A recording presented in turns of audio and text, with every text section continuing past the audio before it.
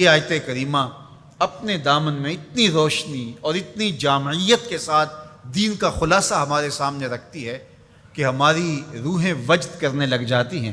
تو ارشاد فرمایا، بے شک اللہ حکم دیتا ہے عدل کا، احسان کا اور قرابت داروں کے ساتھ حسن سلوک کا، اور منع کرتا ہے بے حیائی سے، منکرات سے اور سرکشی اور تمرد سے۔ اور یہ اس لیے فرما رہا ہے کہ تم نصیحت پکڑو تاکہ تمہارے سینے ہدایت کے نور سے روشن ہوں اور منور ہوں۔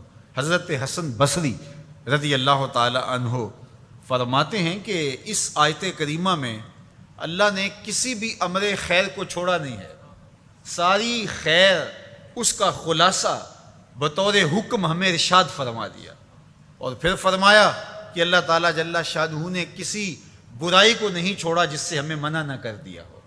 ابن عاشور نے لکھا ہے کہ جتنے بھی مفاسد ہیں، جتنے بھی گناہ ہیں، ان گناہ کی جڑ یہ تین چیزیں ہیں: بے حیائی، منکر اور بغی۔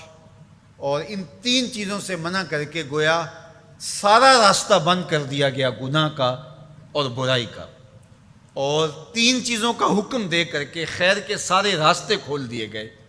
تو اسی ایک آیت کریمہ پہ اگر عمل نصیب ہو جائے تو پورے دین کی لطافتیں اور برکتیں نصیب ہونا شروع ہو جائیں۔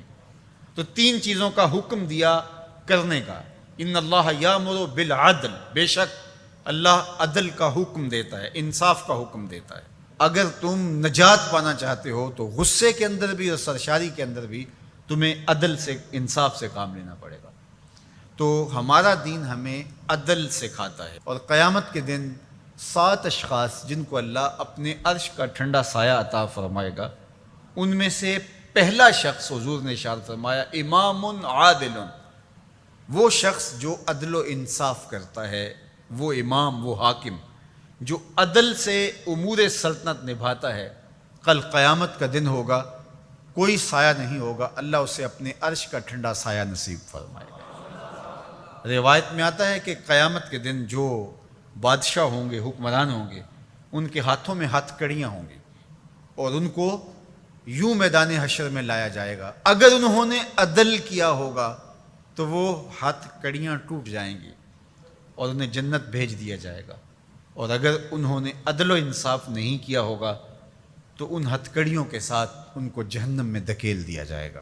ہمیں عدل کرنے کی تلقین کی گئی۔ ملکوں کے اندر طمانینت، سکون اور قرار عدل کے ذریعے سے آتا ہے۔ ایک عربی کا مقولہ ہے الملک یدوم بالکفر ولا یدوم بالظلم، ملک کفر کے ساتھ تو قائم رہ سکتے ہیں لیکن ظلم کے ساتھ قائم نہیں رہ سکتے۔ علماء نے عدل کے حوالے سے یہ بات بھی لکھی ہے کہ اس کا مطلب اللہ نے ہمارے اوپر جو بھی فریضہ عائد کیا ہے اس کو پورا کرنا یہ عدل کہلاتا ہے۔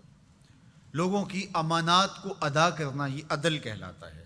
ظلم کو ترک کرنا اور انصاف کا بول بالا یہ عدل کہلاتا ہے۔ اس عدل سے مراد صاحب حق کو حق دینا ہے، جس کا جو حق ہے اس کو دینا یہ عدل کہلاتا ہے۔ اللہ جو ہمیں عدل کا حکم دیتا ہے، اس کا مطلب ہے ہمارے ذمے جس کا حق ہے، ہمارے باپ کا ہے، ہماری اولاد کا ہے، ہماری ازواج کا ہے، ہمارے اہل خانہ کا ہے، ہمارے ہمسایوں کا ہے، دوستوں کا ہے، جس کا بھی حق ہمارے ذمے ہے، بلکہ فرمایا کہ تیرے نفس کا تیرے اوپر حق ہے۔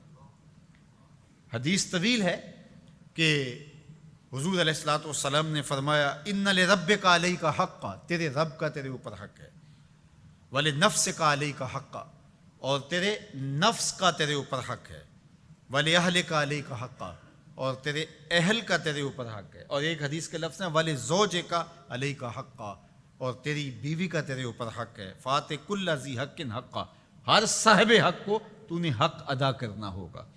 تو جس کا ہمارے ذمے حق ہے، جب ہم وہ ادا کرنے لگ جائیں گے تو یہ عدل قائم ہوگا، اور عدل قائم ہوگا تو معاشرہ پرسکون ہو جائے گا۔